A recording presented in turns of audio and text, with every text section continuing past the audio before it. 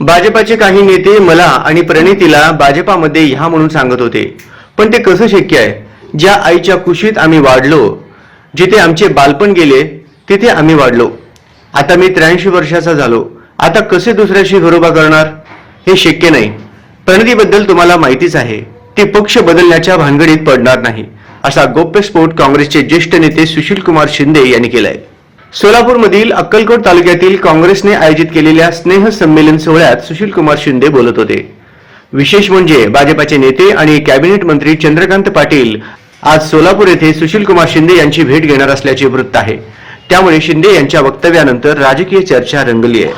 सुशीलकुमार शिंदे म्हणाले, भाजपाकडून मला आणि प्रणिती शिंदेला 2 वेळा ऑफर दिली गेली. माझा 2 वेळा पराभव होऊनही मला ऑफर दिली जाते. माझे संपूर्ण आयुष्य काँग्रेसमध्ये गेल्यामुळे मी हा निर्णय कसा काय घेऊ शकतो? नाटक सुद्धा चालू झालं तरी अजून तुम्ही झोपेच आहे वाटतं. आता चंद्रकांत दादा असं म्हणाले की भाजपच्या कुठल्या नेत्याने ऑफर दिल्या कल्पना नाही, मात्र नितीन गडकरी हे त्यांचे चांगले मित्र आहेत. त्यांनी कदाचित बोलता बोलता असं म्हटले असतील की सुशीलकुमारजी आपण किंवा प्रणितीताई यांना पक्षामध्ये आपण यावं अशी ऑफर दिली असेल. त्यांनी असा अंदाज व्यक्त केला. त्याच्यापैकी कोणी म्हटलेलं नाही आणि ज्यांनी मला ऑफर दिली ते नाव मी सांगणार नाही. काय हे गुप्त गोष्टी असतात, कसं सांगणार? पण ऑफरकडे आपण कसं पाहताय? जाहीर ते वाटतं त्यांना. आता ते प्रणितीच्या मनामध्ये काय आहे, ती इंडिपेंडंट आहे. मी काय करू शकणार? शी इज मॅच्युअर्ड.